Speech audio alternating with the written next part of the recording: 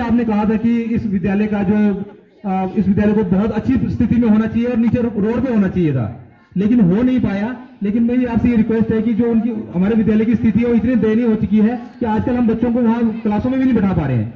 अलग अलग क्लासों, दोनों क्लासों में एक क्लास में बैठाना पड़ रहा है। पर कई बारी डिपार्टमेंट को अलग अलग एप्लीकेशन देने के बावजूद भी किसी ने सुनवाई हुई नहीं है।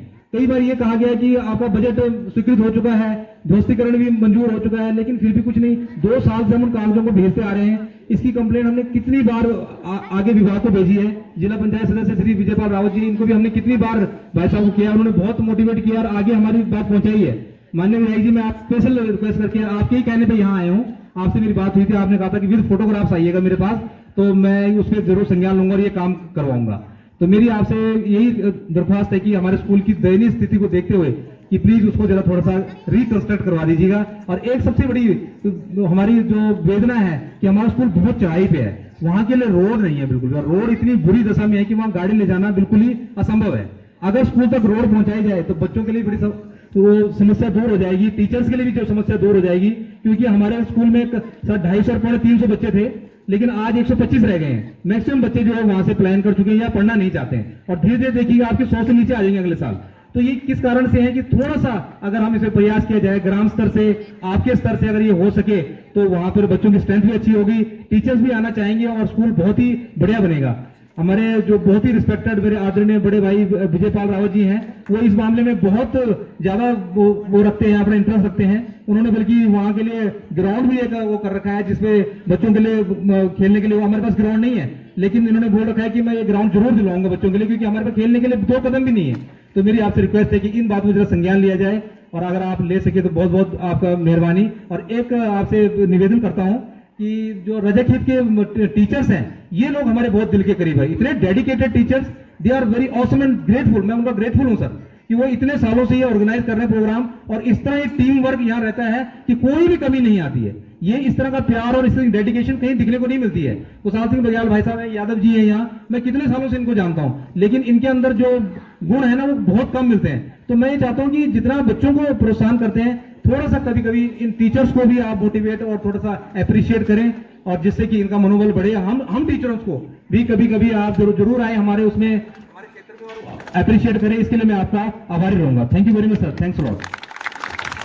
रजक में हार्दिक स्वागत अभिनंदन करता हूं, और विद्यालय के जो वरिष्ठतम अध्यापक हैं श्री यादव जी, तथा हमारी यहाँ पर शिक्षिका बहन श्री दिव्या नौटियाल जी, मैं आपसे निवेदन कर रहा हूँ कि यहाँ पर उन जो जनप्रतिनिधि हैं उनका यहाँ पर माल्यार्पण करेंगे। सेमा क्षेत्र से क्षेत्र पंचायत सदस्य फतेहराम भट्ट जी, आप मंच पर आकर के यहाँ पर उपस्थित हो जाएं। ढूंढ से आशा देवी, क्षेत्र पंचायत सदस्य आशा देवी, आपसे मेरा निवेदन है यहाँ पर आकर के जो है मैम है कि उनका यहाँ पर जो है आप जो है यहाँ पर माल्यार्पण करेंगे। और शिवरी से तेज सिंह रमोला शिवरी से, और ये पूर्व प्रधान भी रहे हैं गढ़ के, जो मेरे संज्ञान में है, पूर्व प्रधान गढ़ के भी हैं, और तेज सिंह रमोला जी, और ग्राम प्रधान लासी 2 करोड़ रुपए यहाँ पर उपस्थित हैं।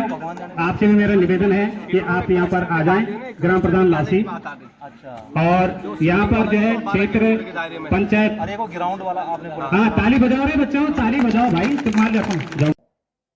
सर नमस्कार, राजकीय इंटर कॉलेज मंदार के अध्यापक श्री चंद्र सिंह जी हमारे साथ हैं। सर आपने क्या अवगत कराया माननीय विधायक जी को?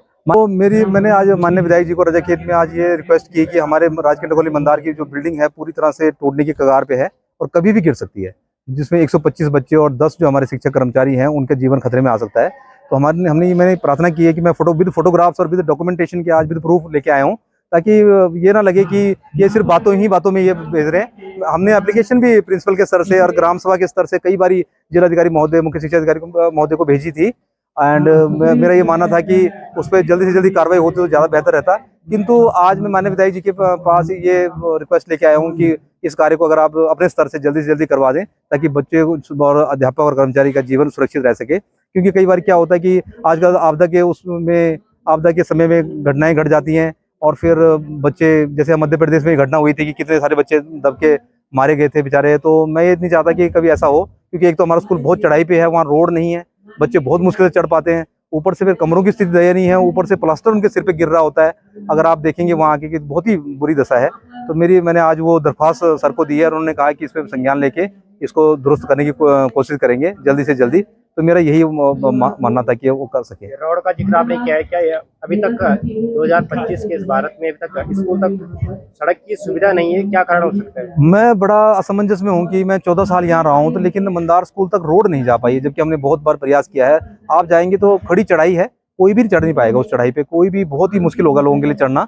और लेकिन बच्चे, छोटे छोटे बच्चे बैग लेके उसको चढ़ाई पे चढ़ते हैं। तो उस वजह से क्या हुआ कि जब 2011 में थे तो बच्चे 280-300 के लगभग थे, लेकिन आज 125 रह गए हैं। तो बच्चे नापसंद करते हैं क्योंकि सुबह सुबह 6:30 बजे कौन चढ़ाई चढ़ेगा इतने बैग लेके। टीचर्स के लिए बड़ी समस्या होती है। जो बच्चे कम हो रहे हैं उसका क्या कारण होता है? और उसका कारण का यही है कि एक तो स्कूल बहुत चढ़ाई पे है, बच्चों के लिए आने जाने की सुविधा बहुत मुश्किल हो जाती है। और जब बरसात का सीजन होता है तो गदेरा भी आता है, उसके बीच से पानी से जाना पड़ता है। अगर आप तेज बारिश आती है तो बहुत पानी तेज आता है, बच्चे उस रास्ते से जाना खतरे से खाली नहीं है। तो हर माँ बाप चाहते हैं कि भाई वहाँ पे ना कहीं नज़दीक जो स्कूल है, रोड के नज़दीक है, तो वहाँ भेजा जाए। तो इसलिए तो वहाँ पे बच्चों की स्ट्रेंथ कम हो रही है। विधायक जी द्वारा क्या कहा गया? माननीय विधायक जी के द्वारा कहा गया कि बिल्कुल इस पे संज्ञान लिया जाएगा और उच्च अधिकारियों को भी अवगत कराया जाएगा और इस कार्य को जल्दी जल्दी कराने की कोशिश की जाएगी। तो हमने आभार प्रकट किया कि अगर आप ऐसा कर सकें तो बहुत बढ़िया है। और इस तरह माननीय विधायक जी ने कहा कि उच्च अधिकारियों को इसके प्रति अवगत कराया जाएगा। बहुत बहुत धन्यवाद।